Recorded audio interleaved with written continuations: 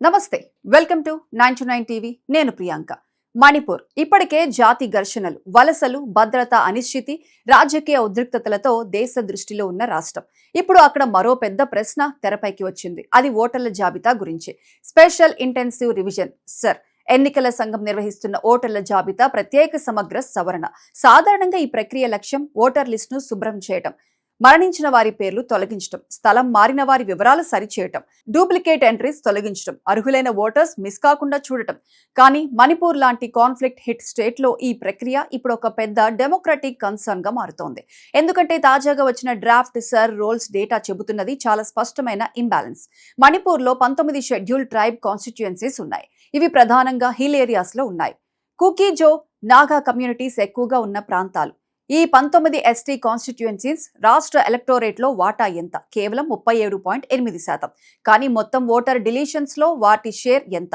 64.2%. అంటే మొత్తం 1.59 లక్షల డిలీషన్స్ లో సుమారు 1.02 లక్షల డిలీషన్స్ కేవలం ఈ 19 ఎస్టీ కాన్స్టిట్యుయెన్సీస్ నుంచే వచ్చాయి. ఇక మిగతా 41 కాన్స్టిట్యుయెన్సీస్ పరిస్థితి ఏంటి? వాటికి ఎలక్టోరేట్ లో 62.2% వాటా ఉంది. కానీ డిలీషన్స్ లో వాటి షేర్ కేవలం 35.8%. అంటే దాదాపు 56,850 డిలీషన్స్ మాత్రమే. సింపుల్ గా చెప్పాలంటే మణిపూర్ లో మిగతా 41 కాన్స్టిట్యుయెన్సీస్ లో ఒక పేరు డిలీట్ అయితే 19 ఎస్టీ నియోజకవర్గాల్లో దాదాపు 2 పేర్లు డిలీటెడ్ అయ్యాయి. ఇక్కడే అసలు కథ మొదలవుతుంది. ఇది కేవలం నెంబర్స్ గురించి కాదు, ఇది రిప్రజెంటేషన్ గురించి, ఇది డిస్ప్లేస్మెంట్ గురించి, ఇది ఓటింగ్ రైట్స్ గురించి, మరియు ముఖ్యంగా కాన్ఫ్లిక్ట్ తర్వాత కూడా డెమోక్రసీ అందరికీ సమానంగా చేరుతోందా లేదా అన్న ప్రశ్న గురించి. మణిపూర్ లో మే 2023 నుంచి జాతి ఘర్షణలు కొనసాగుతున్నాయి. మేటై మరియు కుకీజో కమ్యూనిటీస్ మధ్య మొదలైన హింస రాష్ట్ర సామాజిక నిర్మాణాన్ని తీవ్రంగా కదిలించింది. వేలాది మంది ఇళ్లను వదిలి రిలీఫ్ క్యాంప్స్ లోకి వెళ్లారు. చాలా మంది తమ గ్రామాలకు తిరిగి వెళ్లలేని పరిస్థితి ఏర్పడింది.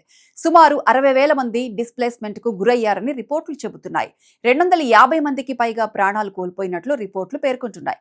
ఈ నేపథ్యంలో ఓటర్ల జాబితా సవరణ జరగటం సాధారణ అడ్మినిస్ట్రేటివ్ ఎక్సర్సైజ్ కాదు. ఇది కాన్ఫ్లిక్ట్ సెన్సిటివ్ డెమోక్రటిక్ ప్రాసెస్. ఇక్కడ ప్రతి డిలీషన్ వెనుక ఒక ప్రశ్న ఉంది. ఈ ఓటర్ నిజంగా షిఫ్టెడ్ అయ్యాడా, లేక కాన్ఫ్లిక్ట్ వల్ల తాత్కాలికంగా డిస్ప్లేస్మెంట్ లో ఉన్నాడా? ఆ ఓటర్ నిజంగా అబ్సెంటా, లేక భద్రతా కారణంగా తన ఇంటికి చేరుకోలేకపోయాడా? ఆ వ్యక్తి ఎలిజిబిలిటీ కోల్పోయాడా, లేక వెరిఫికేషన్ సమయంలో అందుబాటులో లేకపోవడంతో పేరు డ్రాఫ్ట్ రోల్లో మిస్ అయిందా?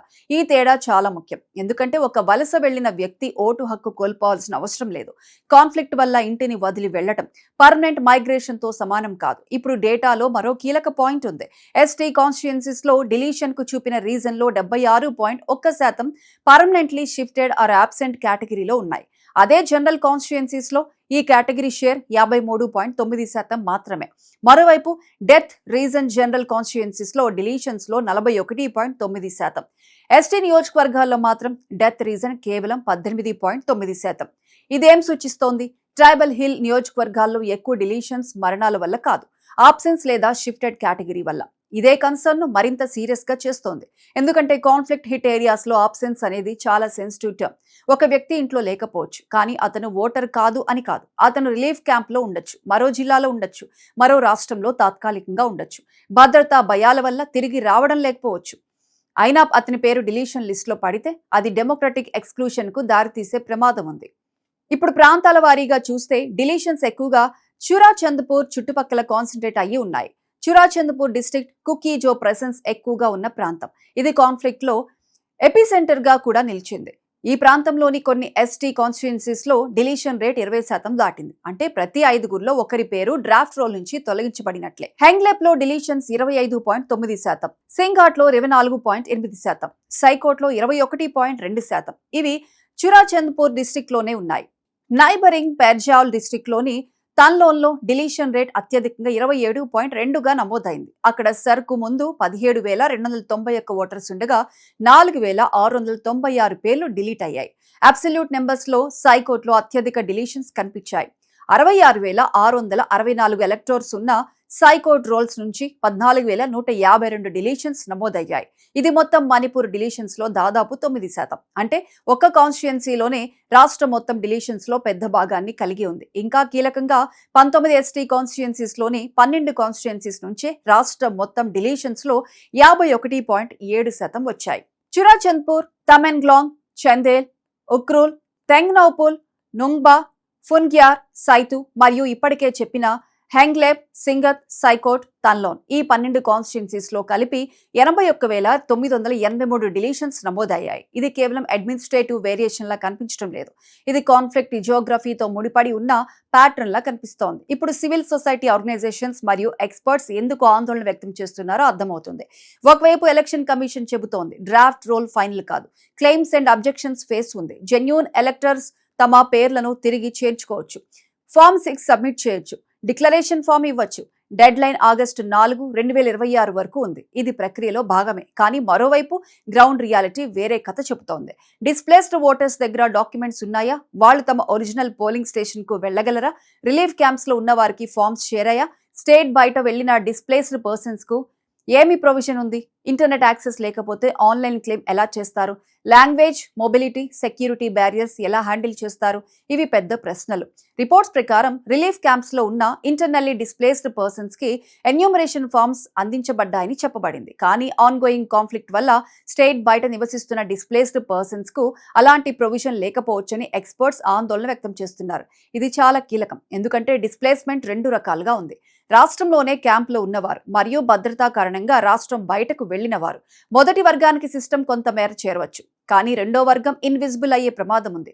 వాళ్ళు లిస్ట్ లో అబ్సెంట్ గా కనిపించవచ్చు, కానీ వాస్తవానికి వాళ్ళు ఫోర్స్డ్ డిస్ప్లేస్మెంట్ విక్టిమ్స్ కావచ్చు. ఇక్కడ డెమోక్రసీకి ఉన్న సవాలు అదే. ఒక ప్రశాంత రాష్ట్రంలో సిర్ అంటే రొటీన్ ఎక్సర్సైజ్, కానీ కాన్ఫ్లిక్ట్ జోన్ లో సిర్ అంటే రైట్ సెన్సిటివ్ ఎక్సర్సైజ్. ప్రతి డిలీషన్ ముందు ఎక్స్ట్రా కాషన్ అవసరం. ప్రతి ఆబ్సెంట్ ఓటర్ వెనుక కాన్ఫ్లిక్ట్ స్టోరీ ఉండొచ్చు. ప్రతి షిఫ్టెడ్ ఓటర్ నిజంగా పర్మనెంట్ షిఫ్టెడ్ నా అని నిర్ధారించాలి. లేకపోతే ఓటర్ రోల్ క్లీనింగ్ పేరుతో డిసెన్ఫ్రాంచైజ్మెంట్ జరిగే ప్రమాదం ఉంటుంది. ఇప్పుడు ట్రైబల్ కాన్స్టిట్యున్సీస్ లో షేర్ డ్రాప్ కూడా గమనించాల్సిందే. ఎస్టీ నియోజకవర్గాల్లో మణిపూర్ ఎలక్టరేట్ లో షేర్ డిస్ప్రాపర్షనేట్లీ హై డిలీషన్స్ వల్ల 2.1% పాయింట్స్ తగ్గిందని అనాలిసిస్ చెబుతోంది. ఇది ఎలక్షన్ రిప్రజెంటేషన్ పై ప్రభావం చూపే అంశం. ఎందుకంటే ఓటర్ల సంఖ్య తగ్గితే ప్రాతినిధ్య రాజకీయాల్లో కమ్యూనిటీ వాయిస్ బలహీనపడే అవకాశం ఉంటుంది. ప్రత్యేకంగా ఎథనిక్ కాన్ఫ్లిక్ట్ తర్వాత ట్రస్ట్ ఆల్రెడీ లోగా ఉన్నప్పుడు ఇలాంటి డేటా పొలిటికల్ సస్పిషన్ ను పెంచుతుంది. ఒక కమ్యూనిటీకి చెందిన ఓటర్స్ ఎక్కువగా డిలీట్ అయ్యారనే భావన వచ్చినా ఎలక్షన్ ప్రాసెస్ పై నమ్మకం దెబ్బతింటుంది. ఇది కేవలం ఆపోజిషన్ లేదా రూలింగ్ పార్టీ డిబేట్ కాదు, ఇది డెమోక్రటిక్ లెజిటిమసీ డిబేట్. ఇప్పుడు ఎలక్షన్ కమిషన్ ముందు ఉన్న బాధ్యత ఏంటి? మొదటిది, డిలీషన్స్ పై constituency wise reason wise transparent explanation ఇవ్వాలి. రెండవది, పర్మనెంట్లీ షిఫ్టెడ్ ఆర్ ఆబ్సెంట్ కేటగిరీను విడదీయాలి. పర్మనెంట్లీ షిఫ్టెడ్ అంటే ఒక విషయం, టెంపరల్లీ ఆబ్సెంట్ అంటే మరో విషయం, కాన్ఫ్లిక్ట్ డిస్ప్లేస్డ్ అంటే ఇంకో విషయం. ఈ 3 ఒకే కేటగిరీలో ఉంటే కన్ఫ్యూజన్ పెరుగుతుంది. మూడవది, డిస్ప్లేస్డ్ ఓటర్స్ కోసం స్పెషల్ అవుట్ రీచ్ మెకానిజమ్స్ అవసరం. రిలీఫ్ క్యాంప్స్ లో, హెల్ప్ డెస్క్ లో, స్టేట్ బయట ఉన్న డిస్ప్లేస్డ్ పర్సన్స్ కోసం online and offline claim facility, mobile teams, civil society assistance, multiple language awareness, security sensitive verification ఇవి అవసరం. ఇక నాలుగవది, క్లెయిమ్స్ అండ్ అబ్జెక్షన్స్ ఫేస్ ను కాన్ఫ్లిక్ట్ రియాలిటీకి అనుగుణంగా ఫ్లెక్సిబుల్ చేయాలి. డెడ్ లైన్ మాత్రమే చెప్పడం సరిపోదు. People can actually access the process అన్నది ముఖ్యం. ఇక ఐదవది, ఫైనల్ రోల్ పబ్లిష్ చేసే ముందు ఫ్లాగ్డ్ కాన్స్టిట్యుయెన్సీస్ లో స్పెషల్ స్క్రూటినీ ఉండాలి. ప్రత్యేకంగా డిలీషన్ రేట్ 20% దాటిన కాన్స్టిట్యుయెన్సీస్ లో రీవెరిఫికేషన్ అవసరమా అనే ప్రశ్న వస్తుంది. ఇప్పుడు పొలిటికల్ పార్టీస్ పాత్ర కూడా ఉంది. ప్రతి పార్టీ బూత్ లెవెల్ ఏజెంట్స్ ను మొబిలైజ్ చేయాలి. డిలీటెడ్ ఓటర్స్ లిస్ట్ ను వెరిఫై చేయాలి. ఎలిజిబుల్ ఓటర్స్ పేర్లు తిరిగి చేర్చడానికి సహాయం చేయాలి. కానీ మణిపూర్ లో ఎథనిక్ డివైడ్ వల్ల పార్టీ మెషినరీ కూడా అన్ని ప్రాంతాల్లో సమానంగా పనిచేస్తుందా అనేదే ప్రశ్న. అందుకే civil society, churches, tribal bodies, relief camp committees, local administration all need coordinated role. ఇది కేవలం ఎలక్షన్ ఆఫీస్ పని కాదు, ఇది సొసైటీ లెవెల్ డెమోక్రటిక్ రిపేర్. ఇక్కడ ఒక బ్యాలెన్స్డ్ పాయింట్ చెప్పాలి. ప్రతి డిలీషన్ తప్పు అని ముందుగానే చెప్పలేం.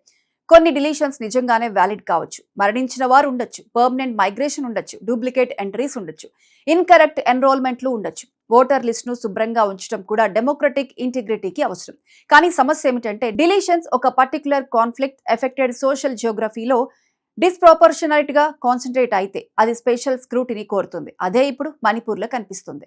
37.8% ఎలక్టరేట్ ఉన్న ఎస్టీ కాన్స్టిట్యుయెన్సీస్ 64.2% డిలీషన్స్ కు కారణమయ్యాయి. ఈ గ్రాఫ్ కు సాధారణ ఎక్స్ప్లెనేషన్ సరిపోదు, డీటెయిల్డ్ పబ్లిక్ ఎక్స్ప్లెనేషన్ అవసరం. మొత్తంగా చూస్తే మణిపూర్ సర్ డేటా భారత ప్రజాస్వామ్యానికి ఒక గంభీరమైన ప్రశ్న వేస్తోంది. కాన్ఫ్లిక్ట్ తర్వాత ఓటు హక్కును ఎలా కాపాడాలి? డిస్ప్లేస్డ్ సిటిజన్స్ ను ఎలక్టోరల్ రోల్స్ లో ఎలా నిలబెట్టాలి? ఆప్షన్స్ ను డిస్ఫ్రాంచైజ్మెంట్ గా మారకుండా రాకుండా ఎలా ఆపాలి, ఓటర్ లిస్ట్ ప్యూరిటీ మరియు ఓటర్ ఇన్క్లూజన్ మధ్య బ్యాలెన్స్ ఎలా పెట్టాలి, ఇవి పెద్ద ప్రశ్నలు.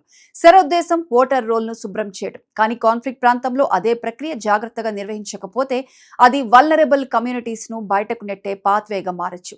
అందుకే ఈ దశలో అత్యంత ముఖ్యం transparency, reverification, special outreach and above all eligible voters ను తిరిగి చేర్చే నిజమైన యాక్సెస్. మణిపూర్ ఇప్పటికే గాయపడిన రాష్ట్రం. ఇప్పుడు అక్కడి ప్రజాస్వామ్య నమ్మకాన్ని కూడా గాయపరచకూడదు. Election commission, state administration, political party, civil society all have a responsibility. ఒక జెన్యూన్ ఓటర్ పేరు డిలీషన్ లిస్ట్ లో పడితే అది కేవలం ఒక ఎంట్రీ కాదు, అది ఒక సిటిజన్ వాయిస్. ఆ వాయిస్ మళ్ళీ లిస్ట్ లోకి రావాలి. ఎందుకంటే డెమోక్రసీలో ఒక ఓటు కేవలం సంఖ్య కాదు, ఒక మనిషి ఉనికి, ఒక కమ్యూనిటీ హక్కు, ఒక రాష్ట్ర భవిష్యత్తులో భాగస్వామ్యం. మణిపూర్ ఇప్పుడు అదే పరీక్షను ఎదుర్కొంటోంది.